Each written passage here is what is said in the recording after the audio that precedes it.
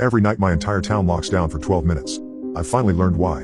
You know the kind of town where everyone knows everyone? Where the local diner serves coffee in mugs stamped with your name, and everyone will lend a hand to a neighbor in need.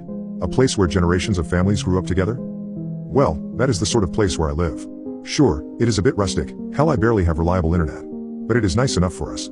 It's the kind of place where time feels like it's standing still, except for one thing, the nights. The nights here are a little different. I've lived here all my life, and there's no place I'd rather be. Or at least, that's what I used to think. This place has its quirks, like any small town, but there's a big one that stands out for us. You see, every night, without fail, at 11:38 p.m., the town locks down. I'm not talking about just closing up shops and less people being out and about. I'm talking about a real lockdown. Doors slam shut and are barred, windows rattle and lock, and everyone knows they have to be inside and stay inside, at least for what happens next. The next part is strange. No one ever sees anything moving out there directly, but we all just know. We just know that somehow, something outside is trying to get in. An eerie silence falls over the streets. It's like the whole town is holding its breath. Then in 12 minutes exactly, it is just over. I've always wondered why it happens at exactly 11:38 p.m. People here don't talk about it much, but when they do, they whisper. They say it's just the way things are, that it's been happening for as long as anyone can remember. But I know better. I've seen it. Whatever it is. The first time I noticed it, I was still pretty young. I think I was 10 or 11. I'd stayed up late reading some of my favorite comic books.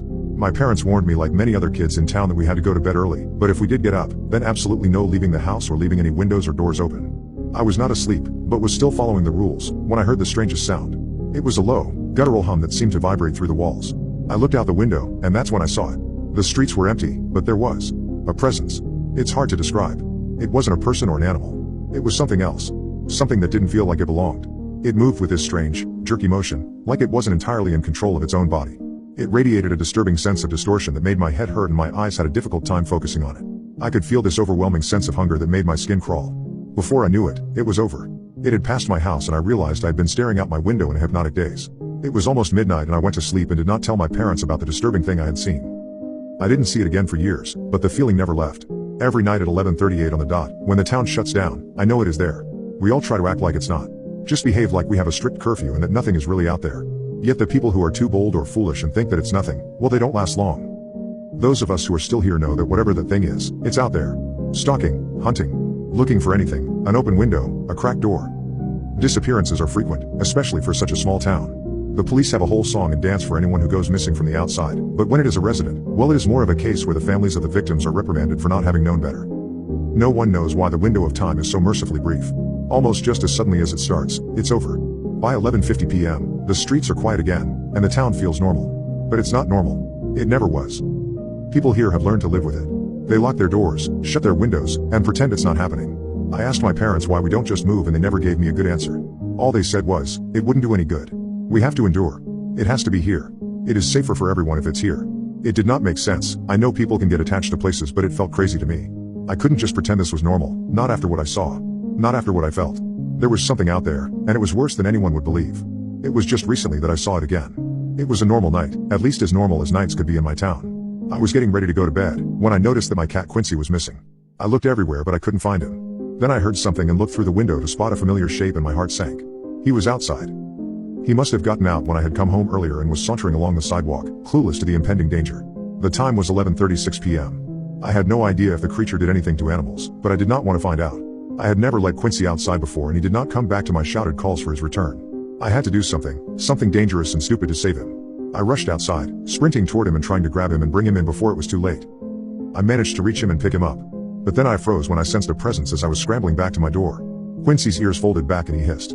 I felt paralyzed and then I thought I saw it again. It was different this time. Larger, and more overwhelming than before. Its presence seemed to fill the entire street, pressing against the houses like an unseen force. I tried to run, but my legs wouldn't move. I was frozen in place, my breath caught in my throat. To my horror, it seemed to finally regard me. Quincy jumped out of my hands and ran back to my house. He had fortunately evaded whatever interest the thing might have had with him. The creature's head twisted unnaturally in my direction, its distorted features coalescing into more recognizable shapes. Staring into the grotesque visage forced a scream out of me as I beheld the blasphemous impossibility. I turned and sprinted away, screaming like a maniac. My heart hammering against my ribcage with such force that each beat felt like it might crack my chest open. The sound of its pursuit echoed behind me, a wet slapping noise like a monstrous jellyfish gliding across the ground.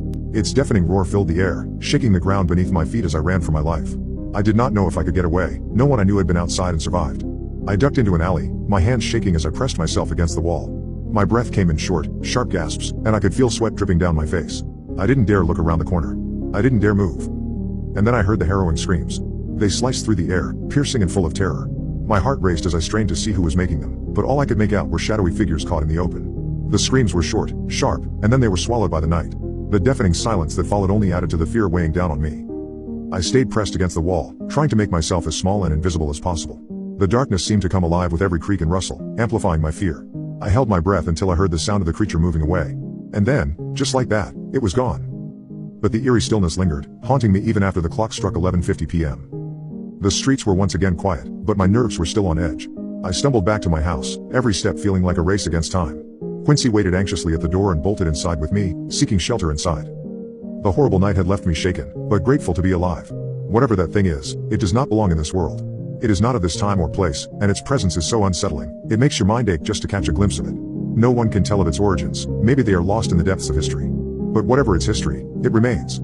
Always there, lurking in the shadows every night without fail. At that point I did the one thing you probably think everyone should have done by now. I left my hometown. I moved to the largest city I could reach to get away from it all. My parents did not approve. In fact, they tried to tell me I could not go. I was so desperate to get out of there, that I had to sneak away in the early morning, when they could not interfere. I never understood why we all stayed there and tried to ignore the eldritch nightmare that hunted us at night. It seemed so simple and I felt better at first. The city felt alive with the hum of traffic and the distant chatter of people during the day, a cacophony that made me feel safe, anonymous. Indeed, I thought I'd left the nightmare behind, that the creature was just a memory, a relic of a past I could bury. My new apartment is a cozy studio on the 5th floor, with a view of the bustling streets below.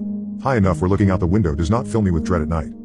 Unfortunately, something happened last night that has shattered the fragile illusion of my peaceful transition. On the first night in my new place, I sat on the edge of my bed, flipping through a magazine to distract myself from the creeping unease that had settled in the pit of my stomach.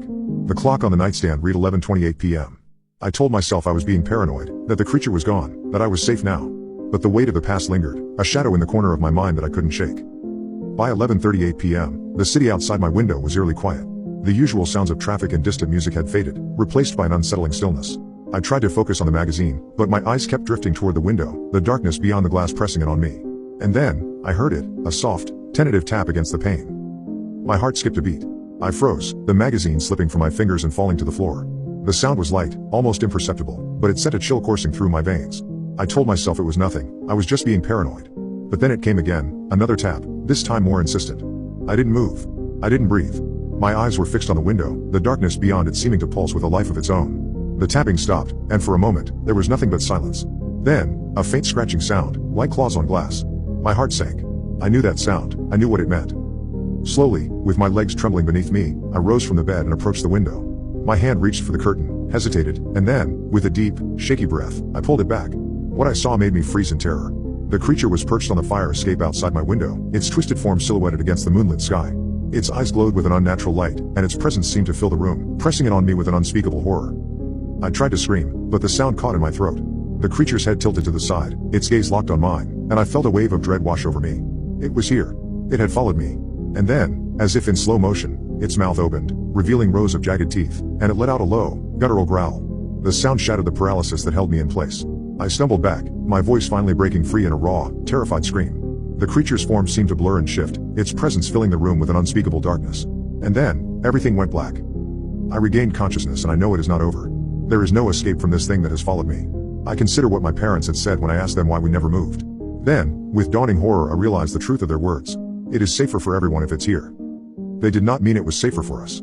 They meant it was safer for everyone else. They knew the danger, they stayed to keep it there. Now in my ignorance, I have made a huge mistake.